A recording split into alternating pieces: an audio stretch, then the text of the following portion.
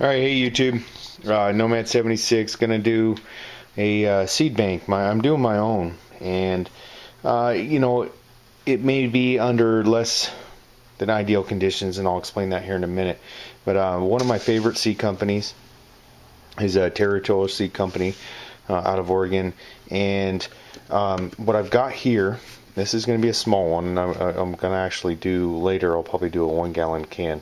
This is a 1 quart paint can. You can get these unused, from Lowe's, Home Depot, whatnot. I think I got that one at Lowe's. You see here, I already got some seeds in here. Now I don't have it sealed yet. I've got some that, this one, I started kind of throwing in some seeds that I haven't used yet.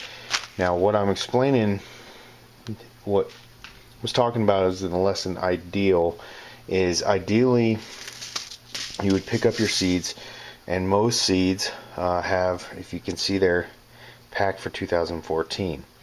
So typically according to most seed companies, your seeds are usually good for about 3 years. Now granted, if they're in a sealed environment, light light's not getting to them, obviously, like inside a can or a Mylar bag, and of course, depleted oxygen or no oxygen, and a not extreme temperature changes, you may get longer. Some of the seed, like I have one Mylar bag seed bank I bought from, I don't remember who, and in fact I should have brought it out here to have it in front of you, but they claim in the refrigerator it lasts 15 years, and freezer 30 or something like that. I'd have to look at it again. Maybe I'll roll that in here a little bit later. But so a lot of these are, some of these are mixed match of things I picked up. These I've picked up at probably Lowe's or Home Depot, one or the other. These ones were sell by 2014, so I picked these up probably in 2012 ish. But all the ones I've got here are typically either heirloom, organic, open pollinated type plants, so that you could hopefully harvest the seeds from those. But I've got in here some corn. See, in these ones, there's some of these that I bought. These are 2012. You see, these ones are out of the pack. They're doubles, but these are 2014 ones. Are packed for 2014. This is another company I sometimes order from off of Amazon, and some Brussels sprouts, which I'm a huge fan of. I know maybe some of you out there aren't, and they always, every time I order, they always throw in these, so I just threw those in there too. Of course, I've got some more Brussels sprouts here right now, and actually I have 2 of those growing in the backyard. Maybe I'll roll in a picture of that. But these are heirloom, open pollinated.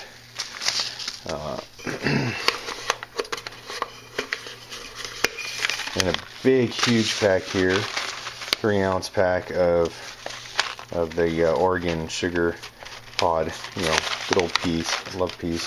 They probably won't grow very well where I'm at. It's too hot. Maybe I could grow them in the spring, if I start them in the winter inside. And then, anyway, so I'm not going to dig them out right now in this video. I'm bouncing you around. As enough as it is, I pretty much have everything right here in front of you inside there too. So 3 packs of seeds. But what I'm going to do, and I'll show that in the second half of this video, is after I pack all that stuff in here, I'll put my an oxygen absorber in there, put the lid on. Actually, before I pack it, I'm going to inventory and mark the packed dates on an inventory sheet, so that I can label it. And I'll probably just use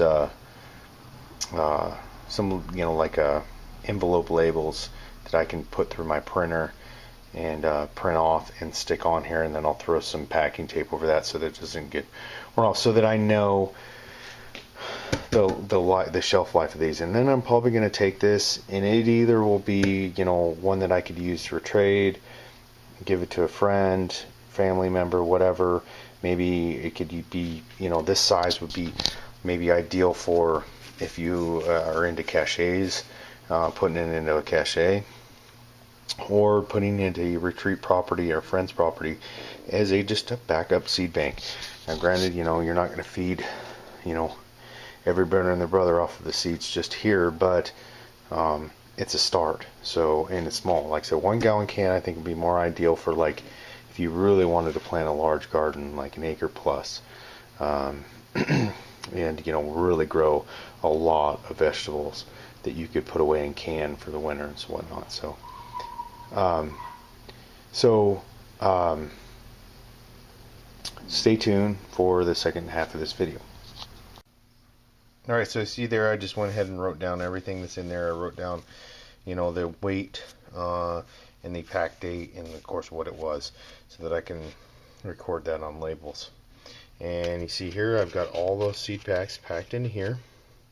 And I got 1 oxygen absorber in there. And I'm going to go ahead and seal that up.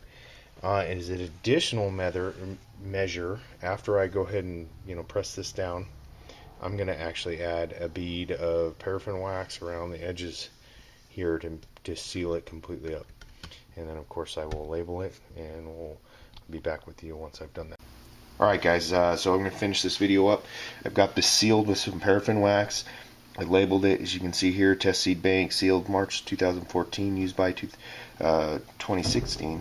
Well, the reason I did that is because some of the seeds were packed in 2011, and this is a test. So, just my own little experiment. I'm not an expert on this by any means. And then I labeled on this side what's packed in there, when they were packed, and the weight of the seed packs. So that gives you a good, and even added, the ones that are heirloom, organic, open pollinated type extra information. Just a recommendation that if you're going to put away some seeds in your old seed bank, obviously it'd be a good idea to pick seeds that produce vegetables and fruits that your family will eat, because if you have a bunch of cabbage and no one likes cabbage, yeah, you could use it as a trade with your neighbor or whatever, but why waste your resources and time on something that you may not consume or will not consume? And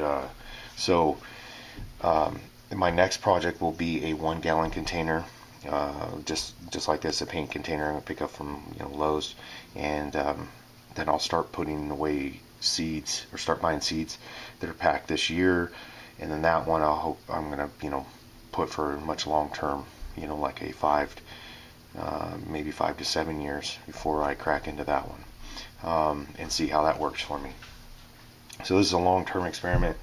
See how it works. The other seed bank I'll probably relocate to a retreat property, and so that it's there, and that is a different climate. So that's another tip when you're buying seeds. Not only buy seeds that produce things that you and your family will eat, but buy them for the climate that you will be living in, or where you plan on growing them.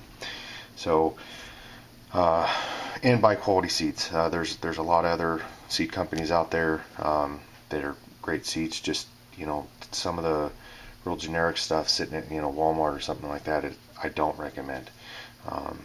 Not that they won't produce for you, but rarely are those heirloom varieties.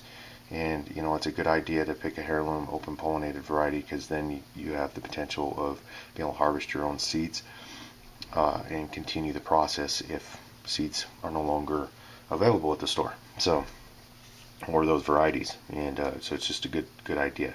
And one last tip, I'm trying to not make this too long, but in a larger container, say your family likes broccoli or cauliflower or tomatoes, whatever it may be, and you want tomatoes in there, don't pick just one variety of tomatoes. Pick a couple different packs of multiple varieties. It just helps you with, if there's a possible disease or pest that is affecting maybe that specific variety. It just diversify your seeds is a good suggestion that I've heard multiple times on other YouTube channels, and read in gardening books. So thanks for watching. This is Nomad 76. Have a great day.